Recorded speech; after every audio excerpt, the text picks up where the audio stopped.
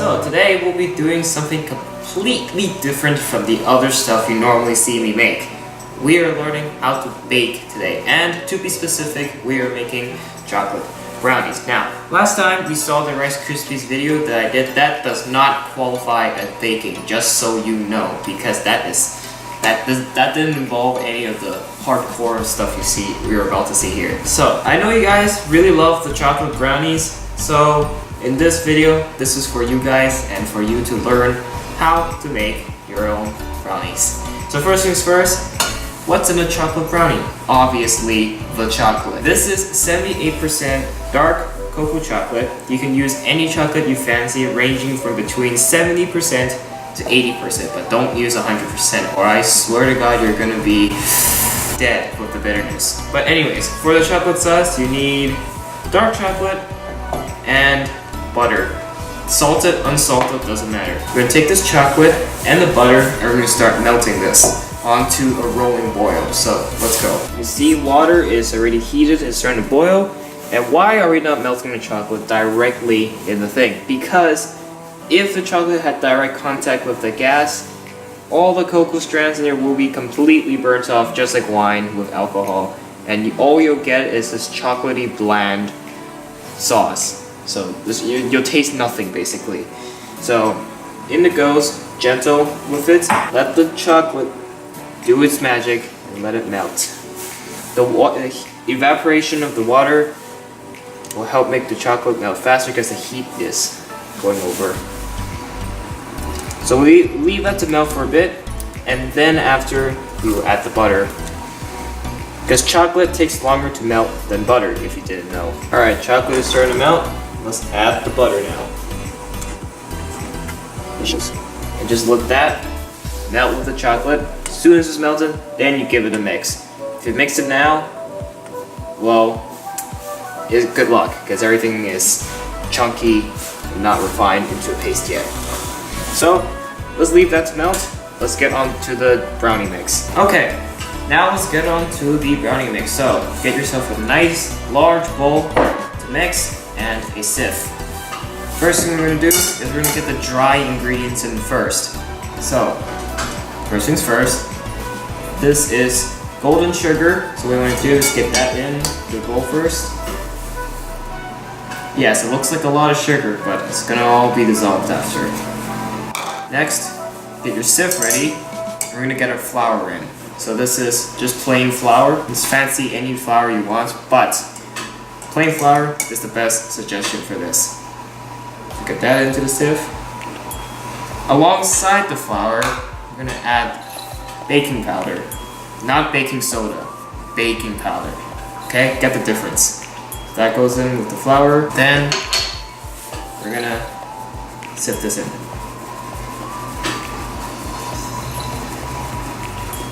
That's in, and then next thing we're going to sieve is cocoa powder. So that also goes in to the sieve. If you don't sieve this, the flour will be really lumpy. It's not going to rise evenly when it bakes. So sieve this through.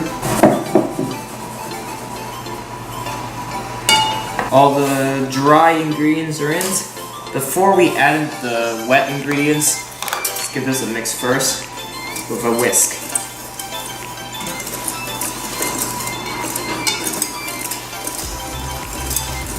That way, we're mixing all the ingredients in first, making sure nothing gets left out. There we go, it's changing color. Now you can see it has gone from this catastrophe of colors and the cocoa powder being dark brown to now it's being nice and light. Alright, get that aside and get our eggs ready. So these are 4 eggs, they've already been cracked. What you want to do, we're just going to give them a beat and we're going to add that in alongside the chocolate sauce. So this is after a few minutes when the chocolate and butter have all melted. Give it a nice stir, and this is what it should look like. This fine, liquidy, velvety chocolate sauce. If it's thick, that's going to be a problem because the dry mixture already will thicken up the liquid. So you need it almost runny, almost like the consistency of a smooth butterscotch sauce. But this is what it should look like, with a nice shiny gloss in it, and that's from the butter. Leave the chocolate to cool down, because once it's out, it's piping hot. So let it cool down, because once it's piping hot, it's gonna completely destroy your cocoa powder, and it's gonna taste bland again. So give that a good mix, and then once this is cooled down, we're taking over. We're gonna add our eggs and this chocolate mix. Okay, chocolate sauce cooled, eggs finely beaten. So we're gonna slowly add these in. We add the sauce first before we add the eggs. The eggs always go in last. So eggs aside, give this a good mix, and go in a clockwise or a counterclockwise form. Just go in one direction. Make a smaller whirlpool, almost like you're whirling the water about to poach an egg. So this is ready. Sauce. Put that in. Slowly, don't add it all at once. And then mix.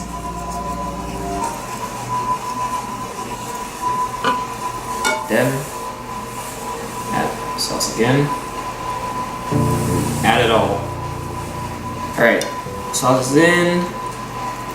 Now mix this up.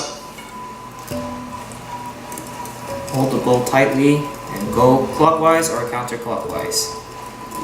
One direction. Speed comes. The most important thing is to getting everything mixed up. Of course, you can always use an electric mixer, but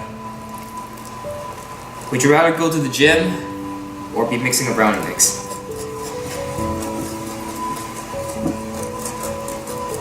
Alright, there you go. Next, slowly come together.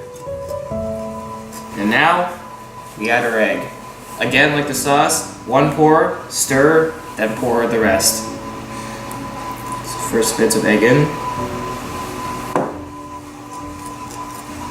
Mix that until you don't see the color of the eggs anymore.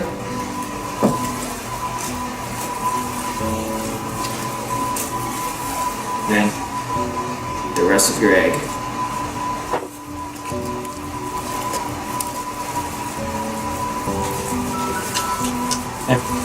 Alright, after several minutes of whisking this, you should have this kind of consistency. Almost like a nice silky dough just falling off your whisk. Boop, like that.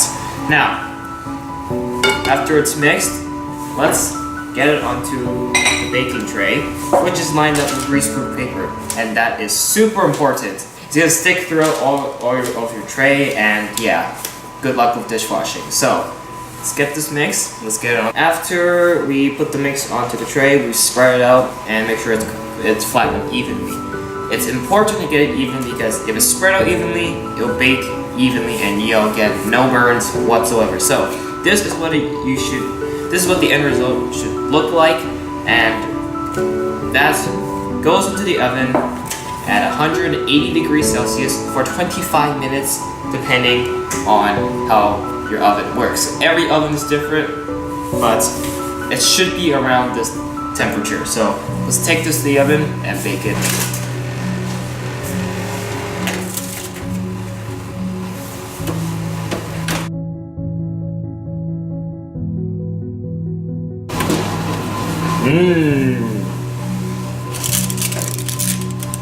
Okay, now that this has been out of the oven, we've taken it off the tray and we put it onto a cooling rack.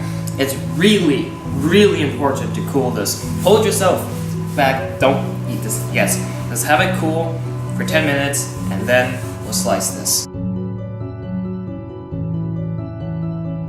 Alright, so it has been cooled down. We've diced it up and we put them in these boxes ready to transport them for distribution. And these are exactly what you should be expecting.